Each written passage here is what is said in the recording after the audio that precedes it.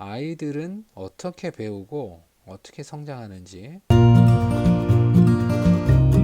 구글이 신입사원을 채용할 때 SAT 점수나 대학의 학점 평균, 이것보다 더 중요하게 생각하는 게 있다고 지난번 영상에서 함께 말씀을 나눴죠. 그게 뭐였죠? 네, 바로 빅데이터였습니다. 국내 주요 기업의 인사팀도 완벽한 스펙보다 지원자의 완벽한 자기소개서를 더 선호한다. 왜였죠? 네, 좋은 인재를 선발하기 위해서. 좋은 인재를 선발하기 위해서 다면적인 평가가 필요합니다. 이와 같은 맥락에서 좋은 학습을 위해서 한 가지 지식에 접근하기 위해서는 입체적인 수업이 필요합니다.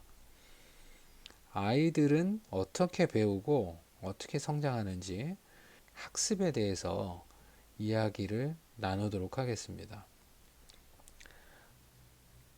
학습과 강의 설계에 있어서 구루로 불리는 사람입니다. 버니스 메카시. 교육학자이자 뇌과학자인 메카시는 사람들이 어떻게 배우는지에 대해서 이렇게 이야기합니다.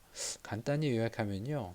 이성 중심의 사람, 감성 중심의 사람, 다양한 사람들이 다양하게 학습한다는 겁니다. 이성 중심으로 생각하는 사람은 분석적이고 순서적이고 언어적으로 접근하는 경향이 크다는 거고요. 감성적으로 학습하는 사람은 분석적이기보다 통합적으로 생각하고 순서적이기보다 동시적으로 바라보고 언어적으로 접근하기보다 시각적으로 접근한다는 거죠. 이걸 고려해서 아이들 학습을 설계하라는 겁니다. 발달 심리학자 하워드 가드너도 같은 맥락에서 이야기를 하는데요. 모든 아이들이 똑같지 않으며 모든 아이들은 그래서 똑같은 방식으로 배울 수 없다라고 이야기합니다. 일반적으로 교실 수업이 텍스트를 읽고 쓰는 형태로 많이 진행되는 경향이 있습니다. 좌뇌 중심, 좌뇌를 많이 쓰는 학습인 거죠. 아이들의 평가는 어떻습니까? 역시 좌뇌 중심의 평가가 많은 비중을 차지하고 있죠. 가드너 교수는 왼쪽으로 살짝 치우신 이런 좌뇌 중심의 학습, 좌뇌 중심의 평가 환경이 공정하지 않다고 언급하기도 합니다. 좌뇌 중심의 학습 환경과 평가 환경 때문에 힘들어하는 이야기를 왕왕 듣게 되는데요. 켄 로빈슨 교수의 엘리먼트라는 책에 보면 이런 사례가 나옵니다. 초등학교 때 심각한 학습장애 판정을 받은 질리안 린이라는 사람의 이야기 나오는데요. 누구냐면 그 세계적인 뮤지컬 캐츠, 뮤지컬 오페라 유령의 안무가이시죠. 이셨죠. 네, 얼마 전 고인이 되셨는데 이런 학습장애 판정을 받은 사람이 어떻게 이런 훌륭한 뮤지컬의 안무가가 될 수 있었냐. 이 이야기가 자세히 나오는데요. 8살 때 이 질리안 린이라는 아이의 엄마가 학교로부터 학습장애가 있다는 가정통신문을 받습니다. 문제가 있다고 하니까 심리 상담을 진행했겠죠. 학교에서 언급한 문제라는 것에 대해서 상담사에게 이야기를 하니 상담자가 현명했던 것 같아요. 질리안에게 엄마랑 잠깐 이야기하고 올 테니 이 방에서 잠깐 기다리고 있으렴. 그렇게 얘기하고 음악이 나오는 라디오를 이렇게 켜두고 질리안만 두고 잠깐 자리를 피해줬다는 겁니다. 이렇게 관찰해 보니 음악에 맞춰서 춤을 추더라는 거죠.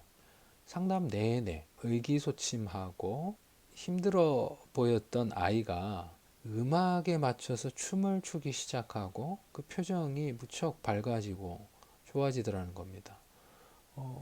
상담사가 질리안의 어머니에게 어머님, 질리안은 문제아가 아니고 댄서입니다. 댄서. 쟤는 발레 학교로 보내세요.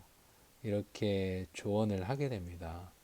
발레 학교에 가고 나서 진리안은 생각하기 위해서 몸을 움직여야 되는 사람들로 꽉 차 있더라. 이런 얘기를 하거든요. 움직이면서 생각하는 사람들. 몸으로 생각하는 중이라는 겁니다. 몸으로 생각하는 아이도 있고 움직이지 않고 가만히 앉아 생각하는 아이들도 있을 수 있다는 거죠. 이런 다양한 접근 중요한 생각인 것 같습니다. 아이들은 다양하게 학습합니다. 다양성을 생각하다가 유니버설 디자인이 생각이 났어요. 유니버설 디자인. 전철 손잡이를 대한민국 사람의 평균 신장을 고려해서 제작하지 않죠. 이렇게 이미지에서 보시는 것처럼 손잡이의 길이가 들쑥날쑥입니다. 모두를 위한 손잡이를 만들겠다는 거죠. 한 가지 더 볼까요? 여기도 보십시오. 가위가 독특합니다. 그렇죠? 손이 불편한 사람이든 손이 불편하지 않은 사람이든 가위질을 편히 할 수 있도록 하기 위해서 가위를 이렇게 디자인을 한 겁니다. 몸으로 생각하며 배우는 질리안 린처럼 공을 차면서 생각하고 그림을 그리면서 사고하고 자연을 관찰하고 생각하면서 배우는 것에 큰 흥미를 보이는 아이들이 있습니다. 언어와 논리에서 강점이 있는 좌뇌 중심의 아이든 다른 것에 강점이 있어서 우뇌 중심으로 배워가는 아이든 모두가 잘 배울 수 있는 학습 설계가 필요하다. 그것이 유니버설 학습 설계다. 이렇게 좀 말씀드리고 싶어요. 대개 아이가 문제가 있습니다. 라는 얘기를 이분의 어머니도 들으셨죠. 그렇죠?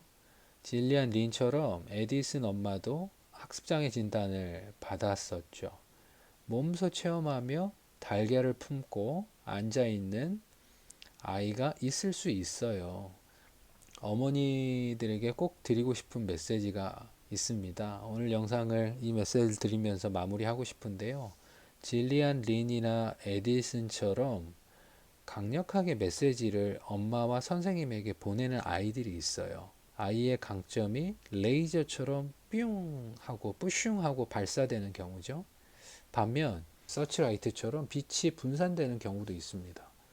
레이저처럼 재능이 강점이 발사되는 경우도 있고 서치라이트처럼 빛이 분산되는 경우가 있어요. 빛이 골고루 분산돼서 아이의 강점이 어디 있는지 확인하기 어려우시다면 면밀한 관찰이 필요합니다. 아이의 강점이 어디에 있는지 세밀하게 관찰해 보세요. 강점 지능을 고려한 학습이 그래야 가능합니다. 아이의 강점이 어디 있는지 면밀하게 확인하셔야 아이의 강점을 고려한 평가를 받을 수가 있지 않을까요? 감사합니다.